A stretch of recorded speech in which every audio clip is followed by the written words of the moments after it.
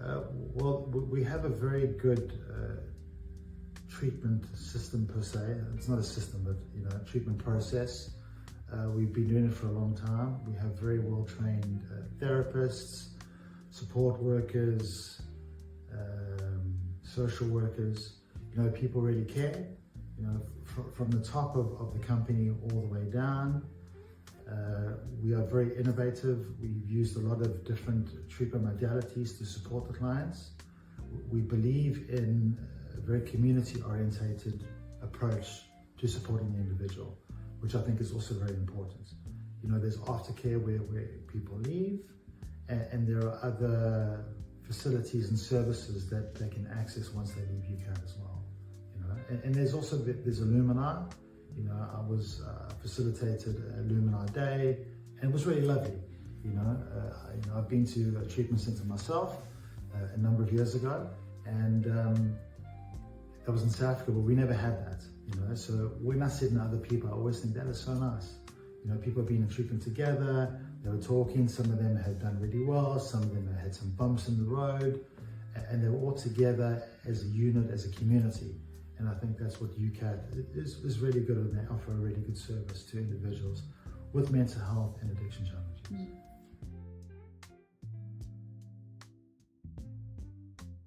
I think more it's art therapy, especially on the weekends, because Sundays is the visit time, so some of the residents might feel left out, the one which hasn't got visits. So if we involve everyone, people who have a visit and people who hasn't got visits, in something therapeutic, like art therapy, I think that's what they like to be involved, like to do something creative. You know what, most of them don't have a negative view about it. They come because they realise that perhaps before they weren't as open as they could have been.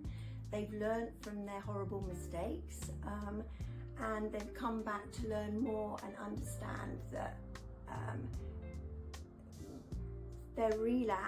understand their relapse, but also understand how they can change, have different behaviours to move forward in their recovery so that it doesn't happen again, we hope.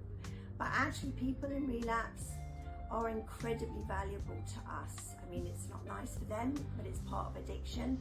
Incredibly valuable to us because they have that experience and it isn't an easy route. Yeah, so there's a lot of assumptions around the 12-step programme. I've heard it's a little bit like a cult, and I say absolutely it is like a cult, but this cult keeps you alive.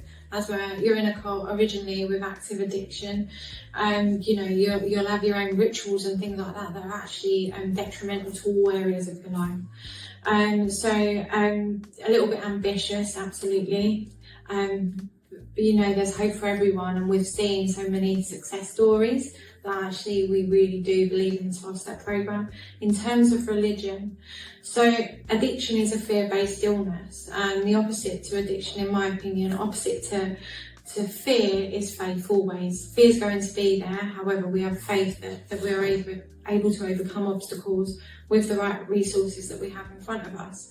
So there is a huge element of God, but it's not God as we come to, it's not God in the religious sense, it's an agnostic programme. So, a lot of clients will sit there, and it's about recognising that, faith is a huge part of this programme. That's not necessarily faith in God. That can be faith in the programme itself, in the 12-step programme, in recognising that actually there's many people that that enter into recovery and are able to maintain their recovery from addiction by working this 12-step programme. That's where the faith in the programme can be. So it's more about a higher power rather than God. Because not everyone's religious. A lot of it's an agnostic programme. It's recognised we have people of all different religions come in, Christians, Muslim, all different. And we have people that are more spiritual in the sense that they, start to consider their higher power, if you like. 12-step programme has a huge concept on a higher power. It's not about God anymore. And the idea is that actually, energy, it can just be energy. It could be anything. It's not a religious program, and a lot of people can be off put by that. However, it really isn't. It's about power. It's about a higher power, can even be the power of the rooms.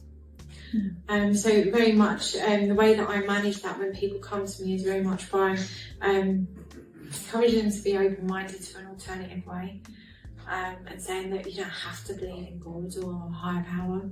You just got to know that actually this works. Yeah.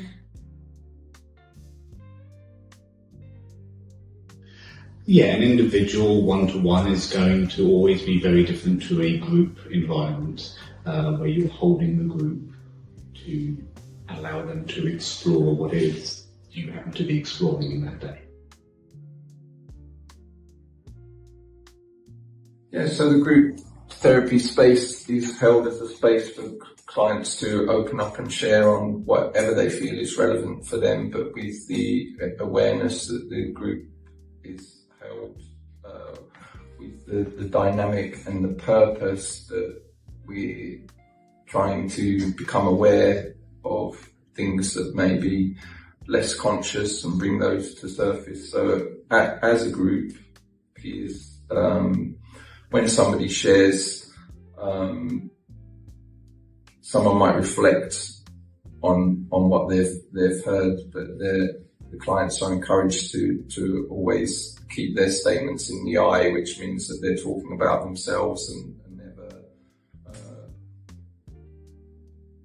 kind of asking questions about other clients and taking their awareness away from themselves. But there is still room even for the clients to make what's called a vulnerable request, and that vulnerable request might be if they hear something that they feel that person's not being entirely honest about what they're speaking. That's an opportunity to inquire about that, and that's also the role of the therapist to kind of bring that out, and there will be themes that emerge and come out, but that's really the purpose is that within the group making things conscious that they're not conscious, bringing that to the surface.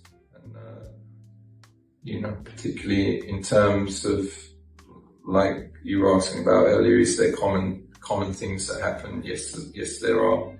And so becoming more aware of those behaviours and patterns. I mean, it is a residential rehab, so I think a lot of people, would be familiar with the day part, but I suppose the difference between the community and here is we have people 24 hours a day, which might seem quite obvious for some people. So we have a full support team that work over the evenings as well, so there's staff on site at all times. So if there are any needs or anything arose in the evening, there's staff on hand to be able to support any resident with those issues as well.